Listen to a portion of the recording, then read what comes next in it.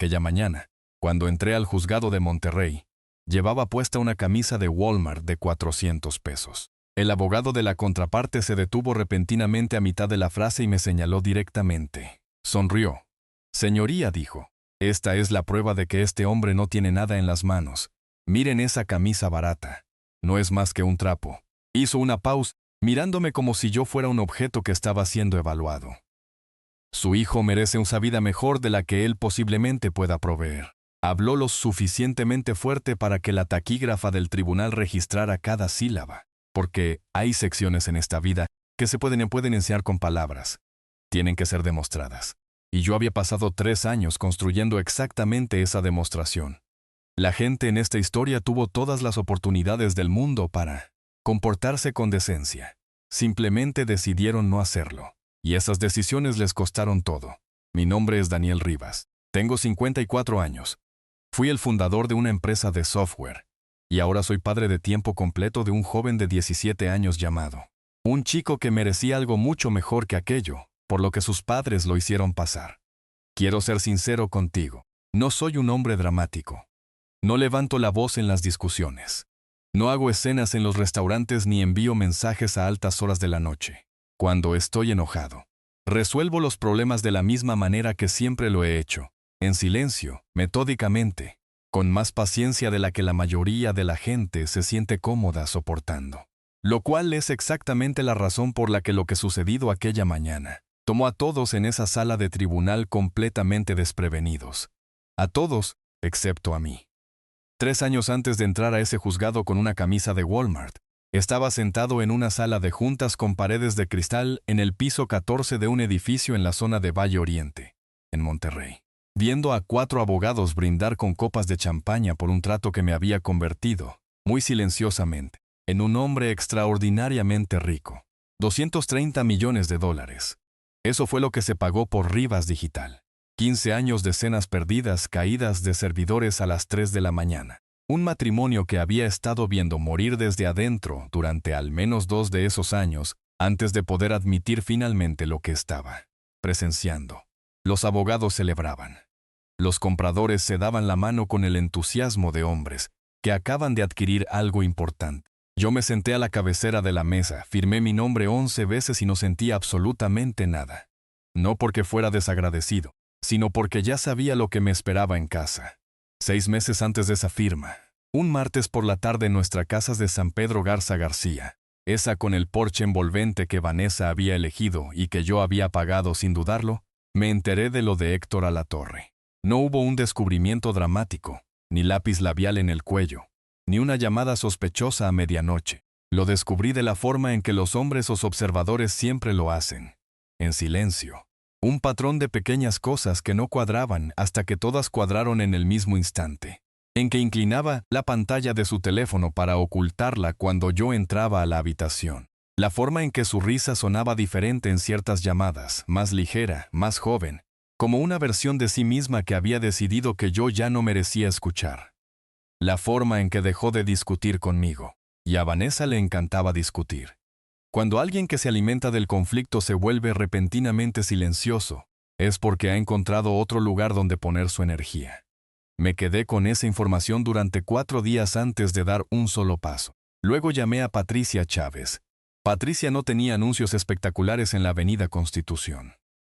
Sin comerciales de televisión, sin un vestíbulo con su nombre escrito en letras de cromo. Lo que tenía era una mente que funcionaba como un instrumento de precisión y la reputación de ser la abogada familiar más silenciosa y devastadoramente eficaz de todo el estado. Mi asesor corporativo la había mencionado una vez, casi como un pensamiento al aire. Si alguna vez te encuentras en un verdadero problema, Daniel, llama a Patricia. Ella no pierde. La llamé un jueves por la mañana desde mi auto, estacionado a 2 cuadras de mi oficina para que nadie pudiera escucharme. Consorcio Jurídico Chávez. Patricia, habla Daniel Rivas. Necesito un abogado de divorcio y necesito a alguien que entienda de leyes de protección, de activos a nivel federal. Hubo una pausa en la línea. ¿Qué tan complicada es tu situación? Acabo de vender mi empresa por $230 millones, y mi esposa está involucrada con el abogado que la va a representar contra mí. Silencio. Luego, señor Rivas, no mueva nada. No diga nada. No deje que ella sepa que usted lo sabe. Lo veo el lunes por la mañana, a primera hora. Ese fue el comienzo. Lo que Patricia y yo construimos durante los meses siguientes no fue una venganza. Quiero ser absolutamente claro en eso. Fue arquitectura. Movimos mis activos de manera legal, transparente, con cada transacción completamente documentada en un fideicomiso federal privado. Un rastro de papel limpio. El tipo de reestructuración financiera que lleva meses y deja registros tan meticulosos que prácticamente brillan. Mientras eso sucedía, tomé otra decisión que sorprendió incluso a Patricia. Acepté un puesto como empleado de archivo de expedientes médicos en el Hospital Ángeles. ¿Quieres hacer qué? Patricia me miró desde el otro lado de su escritorio, como si hubiera sugerido algo genuinamente peligroso. Menú de archivo. Sueldo modesto, horario regular, completamente común. Daniel, tú vales lo que Vanessa y Héctor puedan encontrar, dije, interrumpiéndola suavemente. Es exactamente lo que decido dejar en la superficie. Deja que encuentren a un empleado de archivo que gana 800,000 pesos al año. Deja que construyan todo su caso sobre ese hombre. Se quedó callada por un largo momento. Eso es lo más brillante que he escuchado en 20 años de práctica. ¿O has visto demasiadas películas? Ambas cosas pueden ser ciertas. Se rió a su pesar. Luego volvió al trabajo. Me mudé a un departamento de 2 habitaciones en la colonia Mitras, no lejos del Instituto Vista Hermosa, donde Mateo estaba terminando su penúltimo año de preparatoria. Nada lujoso, limpio, funcional. Un sillón que compré en una venta de garaje. Una mesa de cocina con una pata ligeramente más corta que las demás. Y una cafetera de 2018 que resoplaba cada mañana como si estuviera registrando una queja formal ante el universo. Amaba ese departamento más de lo que había amado la casa de San Pedro en años. Había una honestidad en él. Todo allí era exactamente lo que parecía ser. Vanessa se quedó con la casa, se quedó con los autos, se quedó con la vida que desde afuera parecía una victoria total. Y Héctor tenía confianza, una confianza peligrosa. Nunca lo conocí en persona, pero reconocí el tipo de inmediato.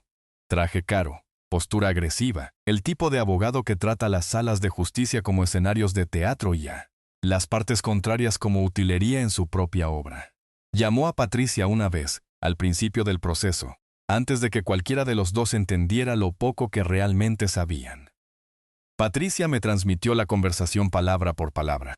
Dile a tu cliente, había dicho Héctor, que estamos dispuestos a ser razonables. Pero si quiere complicar esto, tenemos todo lo necesario para enterrarlo. Patricia hizo una pausa. Le pasaré el mensaje. Me llamó en el momento en que colgó. Creí que lo tiene todo asegurado. Lo sé, dije. ¿No te preocupa? No, porque un hombre que cree que ya ganó deja de buscar lo que se le ha pasado por alto. Ella guardó silencio. Patricia hacía eso con frecuencia cuando hablábamos. Ese silencio particular de alguien que realmente está procesando, en lugar de solo esperar su turno para responder. Luego, Daniel, necesito preguntarte algo y necesito que seas sincero. ¿Estás bien? Realmente bien. Lo pensé por un segundo real, no por educación. Estoy mejor de lo que he estado en años, dije y sostuve cada palabra. Aquí hay algo que nadie te dice sobre elegir vivir de manera sencilla, cuando no tienes la obligación de hacerlo. Te aclara la mente de una manera que nada más lo hace. Me levantaba a las 6 de la mañana todos los días, hacía que mi protestona cafetera se ganara su lugar en la barra. Manejaba mi Camry 2019 hacia el hospital. Archivaba expedientes de pacientes, almorzaba de una bolsa de papel en mi escritorio, y manejaba a casa. 2 veces por semana, cada miércoles y cada sábado, sin una sola excepción, recogía a Mateo. Ese chico era mi única razón de ser. Mateo era el tipo de adolescente que lo notaba todo. Demasiado perceptivo para su propia tranquilidad. Lo suficientemente mayor para sentir la tensión entre sus padres, sin ser lo suficientemente mayor para ponerle un nombre. Tenía mis ojos, la terquedad de su madre y una risa que realmente podía cambiar un día gris. Me presentaba a cada uno de sus eventos escolares con ropa sencilla y común. Nunca me perdí una junta de padres de familia en el Instituto Vista Hermosa. Una vez llevé el chile con carne en olla de hierro fundido de mi abuela a una kermés escolar. Y otros 3 padres me pidieron la receta antes de que terminara la noche. Vanessa llevó una ensalada de pasta comprada en el supermercado en un tazón de diseñador. Nadie pidió esa receta. Mientras tanto, Vanessa y Héctor se estaban acomodando demasiado cómodos, Hubo mensajes obtenidos a través de canales de interceptación completamente legales donde se burlaban de mí abiertamente en chats grupales que incluían a su hermana y a 2 amigas cercanas. Pasó de dirigir una empresa a archivar papeles en un hospital. Sinceramente, es un poco triste. Al menos sabemos que no puede pagar un abogado de verdad. Este va a ser el caso más fácil que Héctor haya llevado. Leí cada uno de los mensajes. Tomé captura de pantalla de todo. Y no dije absolutamente nada. Quiero detenerme aquí por un momento y hablarte directamente. Porque si alguna vez te has sentado frente a una mesa, en una habitación o ante la pantalla de un teléfono frente a alguien que se reía de tu vida, que se reía de lo que vestías, de lo que ganabas, de dónde vivías, y sentiste el tirón de esa humillación en el pecho, el deseo de levantarte y demostrarles que estaban equivocados en ese mismo instante. Entiendo ese sentimiento por completo. Yo tuve ese sentimiento, solo que decidí hacer algo con él que requería paciencia en lugar de ruido. La noche anterior a la audiencia, expiró mi sencilla camisa de Walmart sobre la cama, blanca, simple, sin logotipo. El tipo de camisa que dice, no estoy aquí para impresionarte, lo cual era exactamente el punto. Patricia llamó a las 9:15. Daniel, todo está en posición. Documentación del fideicomiso, peritajes financieros forenses, órdenes de protección de activos, todo presentado y bajo sello. Ayer presenté una notificación formal anticipada ante la Secretaría del Juzgado respecto a la presentación federal de protección de activos. El secretario de la jueza Morrisons ya ha sido informado en privado. En el momento en que tu nombre aparezca en ese expediente, sabrán exactamente lo que están mirando. Sonreí ante eso. Así era Patricia, siempre posicionada 3 jugadas adelante. La queja ante la barra de abogados contra Héctor se presentó hace 14 días. Confirmación de correo certificado recibida. Dije, ¿estás segura de entrar vestida de la forma en que planeas hacerlo? Sí. Una cosa más, deja que Héctor vaya primero mañana. Deja que haga toda su actuación. Ese siempre había sido el plan. ¿Estás nervioso? Miré la camisa, la alicé una vez con la palma de la mano. Me he estado preparando durante 3 años. Dije. La única persona en esa sala de tribunal mañana que debería estar nerviosa es el hombre que cree que ya sabe cómo termina esto. Colgué, puse mi alarma y dormí como un hombre que no tiene nada que esconder, porque eso era exactamente lo que yo era. Llegué al juzgado familiar 40 minutos antes, no por ansiedad sino por estrategia. Quería estar ya sentado, inmóvil, absolutamente presente cuando Héctor cruzara la puerta. Hay una enorme ventaja psicológica en ser la persona que ya está allí. Eres la gravedad en la habitación, eres el punto fijo. Deja que la otra persona entre, te busque con la mirada, te localice, y pase los primeros 30 segundos tratando de leer tu expresión mientras tú no le das absolutamente nada que leer. Coloqué mi carpeta delgada sobre la mesa de la parte demandada, crucé las manos sobre ella y esperé. La sala del tribunal era más pequeña de lo que la gente imagina que son estas cosas. Paneles de madera, luces fluorescentes zumbando a una frecuencia diseñada específicamente para hacer que todos se sintieran ligeramente incómodos. El tipo de habitación donde se deciden vidas bajo una iluminación que pertenece a un pasillo de almacén. Yo había cerrado tratos en salas de juntas 10 veces más grandes que esta por mucho menos en juego. Unas pocas personas fueron entrando. El secretario del tribunal en su puesto cerca del frente, la estenógrafa acomodando su equipo. El alguacil junto a la puerta, un hombre corpulento y sereno, con la expresión de alguien que había presenciado cada variación del drama humano, y que hacía mucho tiempo había dejado de sorprenderse por nada de eso. Me acomodé la camisa de 400 pesos una vez. Después de eso, la dejé en paz. Entonces las puertas se abrieron. Héctor Alatorre entró como si fuera el dueño del edificio. No en sentido figurado, de manera literal y física, en la forma en que su cuerpo ocupaba el espacio incluso antes de entrar por completo a la habitación. Traje gris Oxford, hecho a la medida. Zapatos que costaban más de 2 meses de mi sueldo de empleado de archivo. Una corbata color vino que anunciaba sin palabras. Me visto así porque puedo. Tenía el tipo de mandíbula que parecía hecha a propósito para la foto de perfil de un abogado en una revista profesional. Brillante. Vanessa entró a su lado, no literalmente de su brazo, sino que emocionalmente se apoyaba por completo en el hombre. Iba impecablemente vestida, el cabello perfecto, con la expresión de una mujer que ya había escrito el capítulo final y que solo se presentaba hoy. para cobrar lo que se le debía. Héctor me vio de inmediato. Sus ojos bajaron a mi camisa y se quedaron allí un segundo de más. Luego se inclinó hacia Vanessa. Le dijo algo en voz baja, y ella apretó los labios para contener una sonrisa. Observé cada segundo de ello. No les devolví ningún gesto. Se acomodaron en la mesa de la parte actora. Héctor organizó sus documentos con la precisión pausada de un cirujano que coloca sus instrumentos. Una carpeta de fuelle gruesa, 2 blocs de notas amarillos, un portafolios de piel que probablemente costaba más que mi mesa de cocina, y mi cafetera juntas. Yo tenía una sola carpeta delgada. Él la miró, luego me miró a mí y sonrió. Una sonrisa real, del tipo que proviene de la certeza absoluta. Adelante, sonríe, pensé. El telón se levanta en 10 minutos. La jueza Elena Morrison entró y el alguacil ordenó silencio en la sala. Ella no era lo que uno esperarías. De unos 50 y tantos años, cabello plateado recogido con pulcritud, lentes de lectura colgados de una cadena delgada.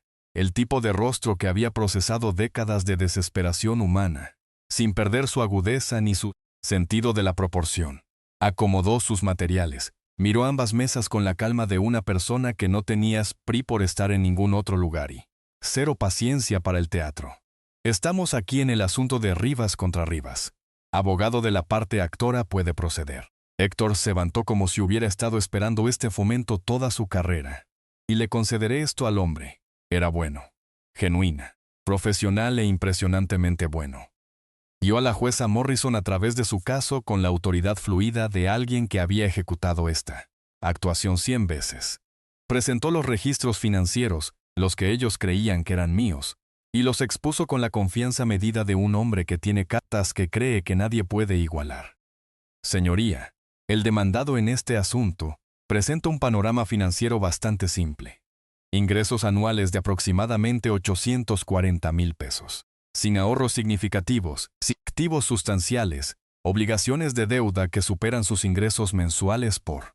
Hizo una pausa precisa para causar ese efecto. Casi un 38%. Vanessa asentía levemente en la mesa de la parte actora. Pequeños asentimientos controlados, los asentimientos de una mujer que ve cómo un plan se ejecuta exactamente como fue diseñado. Héctor no había terminado.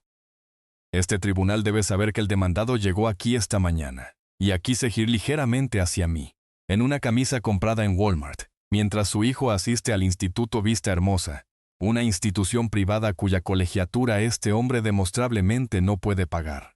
Señoría, mi cliente ha sostenido a esta familia emocional y financieramente durante años, mientras que el demandado no ha aportado nada de sustancia y no ofrece a este menor un camino estable hacia el futuro. Se sentó y se acomodó la corbata.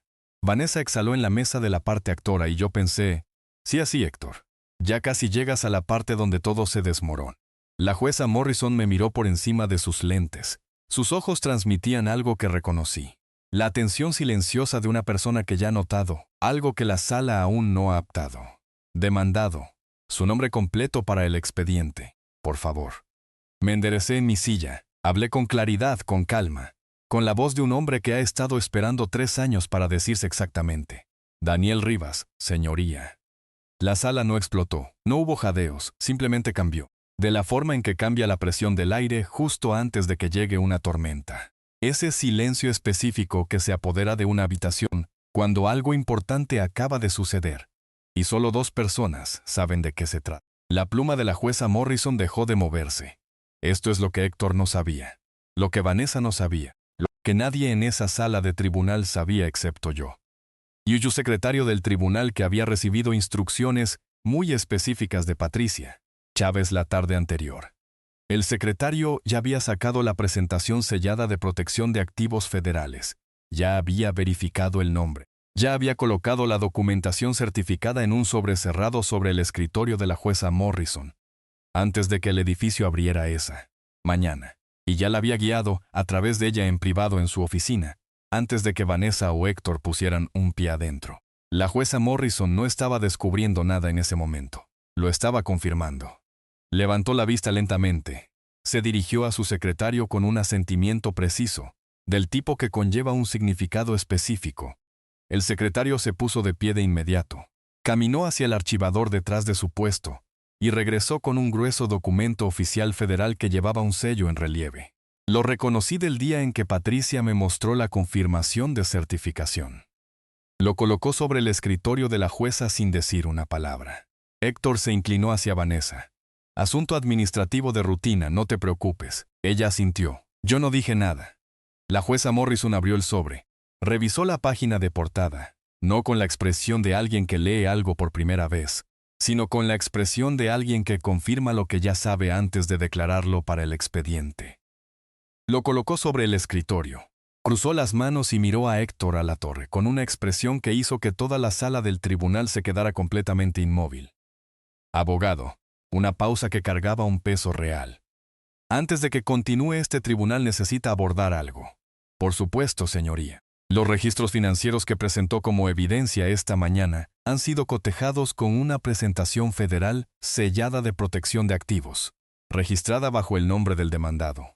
Hizo una pausa. Dejó que el silencio flotara en el aire. Los registros que presentó a este tribunal no reflejan la posición financiera real de este hombre. Otra pausa. Más lenta. Ni siquiera se acercan. El silencio que siguió fue lo más ruidoso que he escuchado en mi vida. La sonrisa de Héctor no se desvaneció. Desapareció instantáneamente, como al apagar un interruptor de luz. Un momento estaba allí, al siguiente simplemente no estaba. Se giró hacia Vanessa. Vanessa se giró hacia él. ¿Qué significa eso?, susurró ella.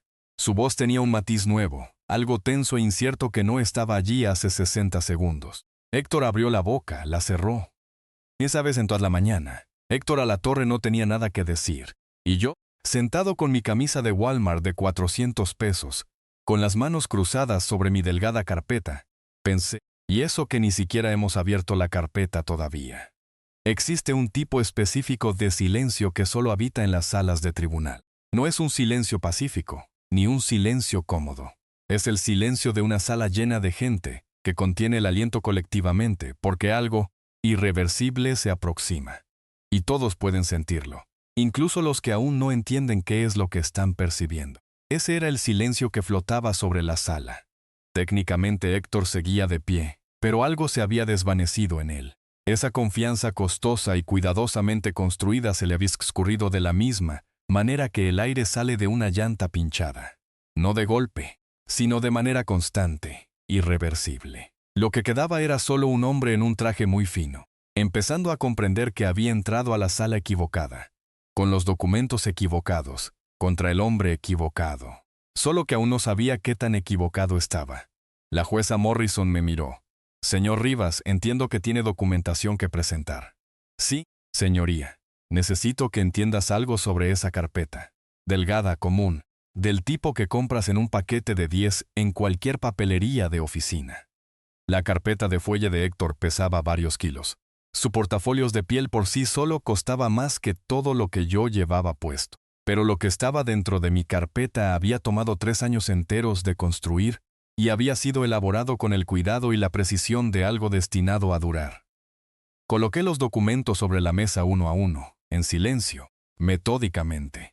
De la forma en que bajas las cartas cuando has estado esperando todo el juego por esta mano en particular. Primero, los registros de reestructuración legal.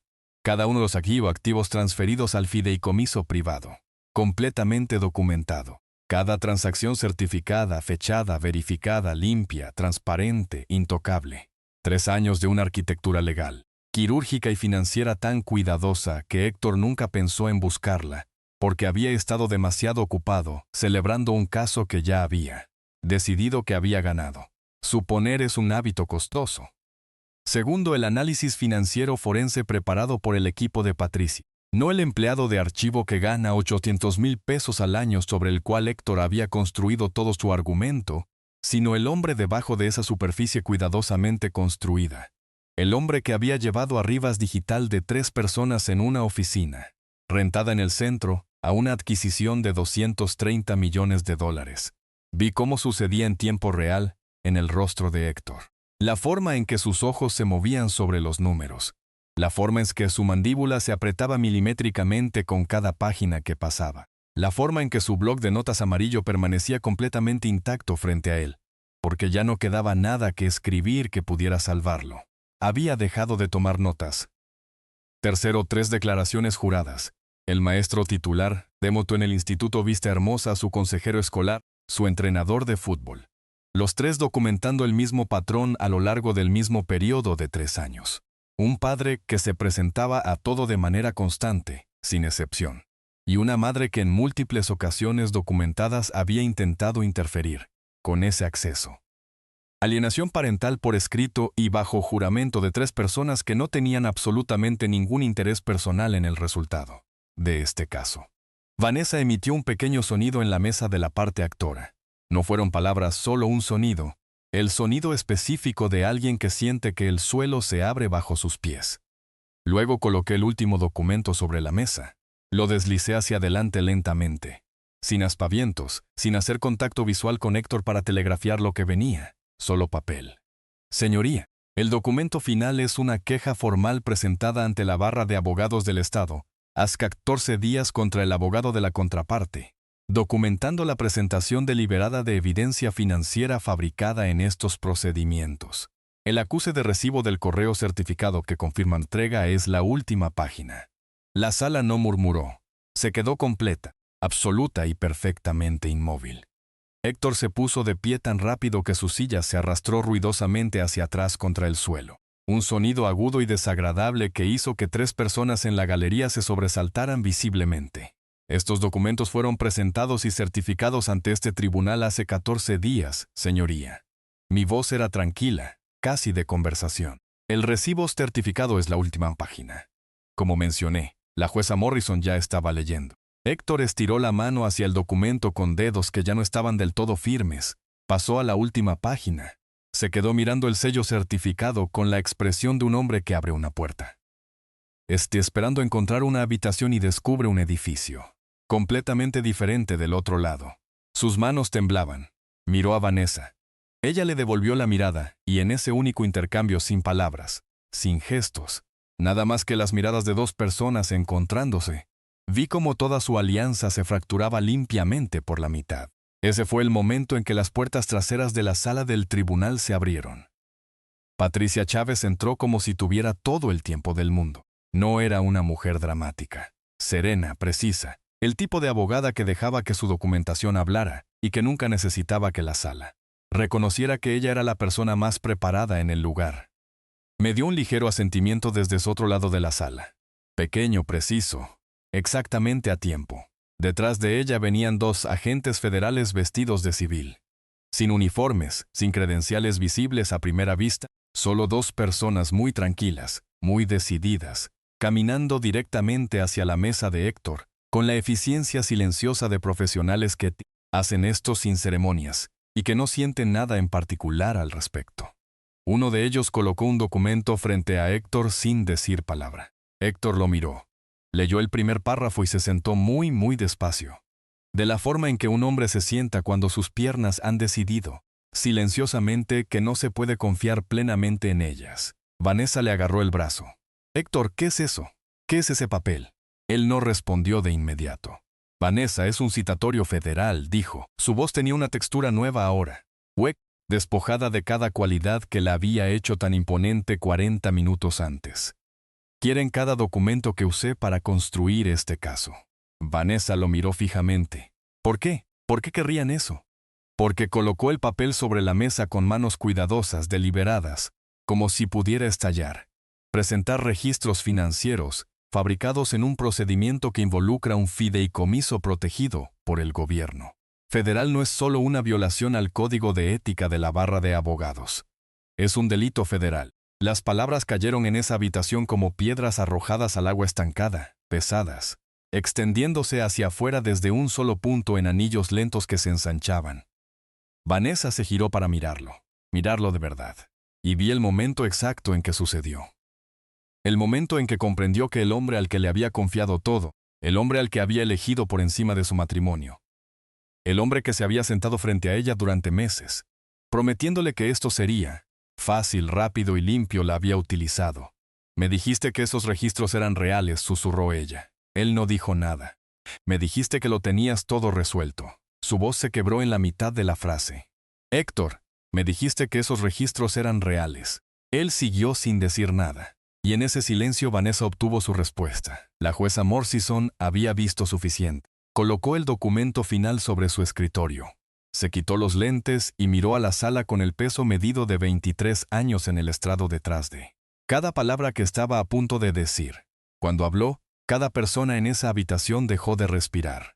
Este tribunal determina que las reclamaciones financieras, la parte actora, carecen por completo de fundamento, basándose en documentación que ahora está sujeta a revisión federal. Una pausa.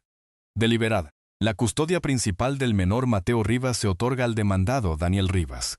Con efecto inmediato, Vanessa emitió un sonido que no voy a describir. Los activos personales de la parte actora quedan congelados por la presente, a la espera de una investigación completa sobre conducta financiera inapropiada. Otra pausa. Más lenta.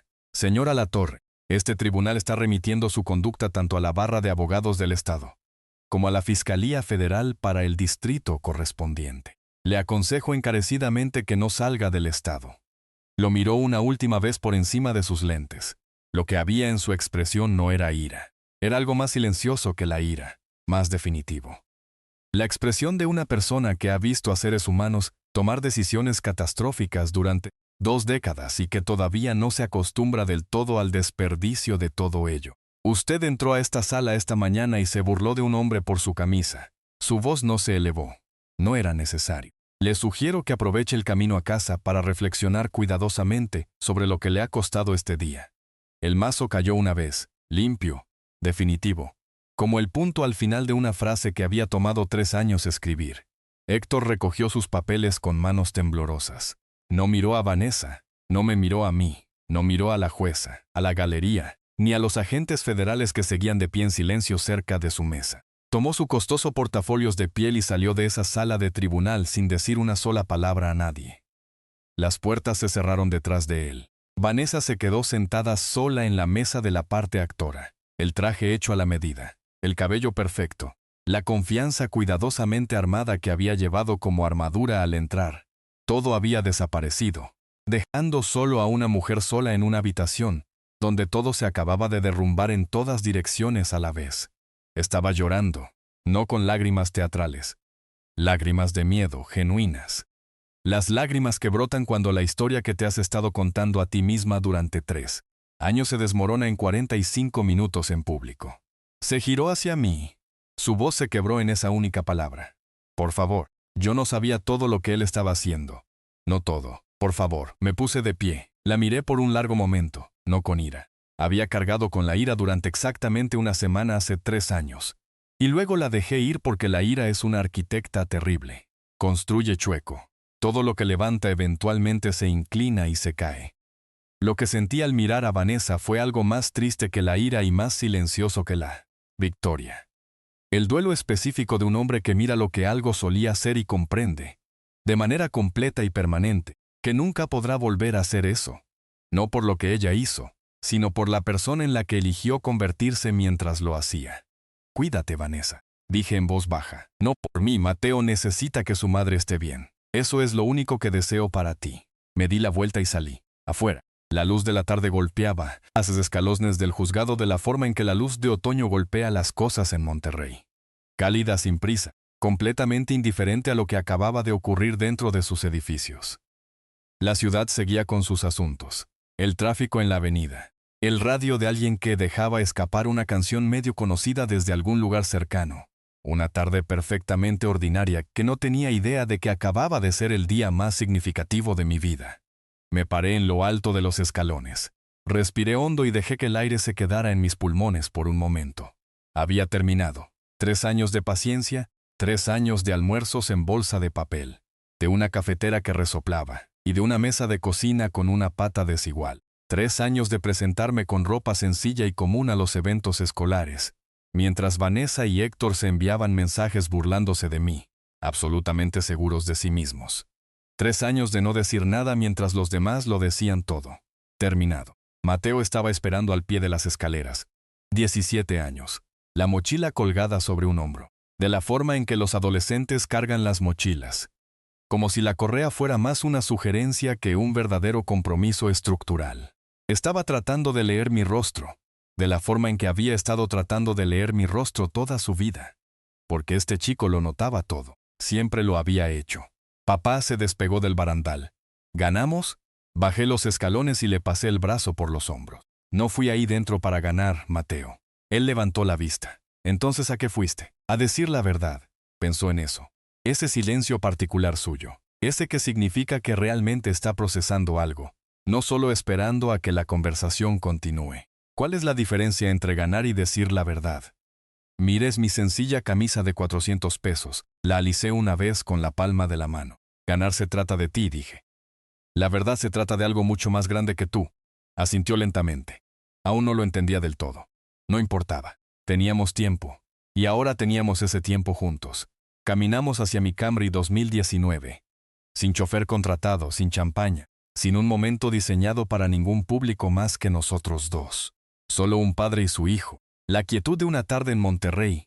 Y 3 años de paciencia que finalmente, de manera completa y permanente, habían valido la pena. Todavía tengo esa camisa doblada con cuidado en una caja en el estante superior de mi closet. No como un trofeo. No soy ese tipo de hombre. Los trofeos son para personas que necesitan una vez hicieron algo de lo que vale la pena estar orgullosos. La conservo como algo diferente. Un recordatorio de que la sencillez no es rendición. De que una vida tranquila no es una vida pequeña. De que la persona más peligrosa en cualquier habitación no es la que hace más ruido. No es la mejor vestida. No es la que lleva una carpeta de 5 kilos, una corbata color vino y la absoluta e inquebrantable certeza de que la contienda ya está ganada. Es la persona que ha estado haciendo su trabajo en silencio durante años.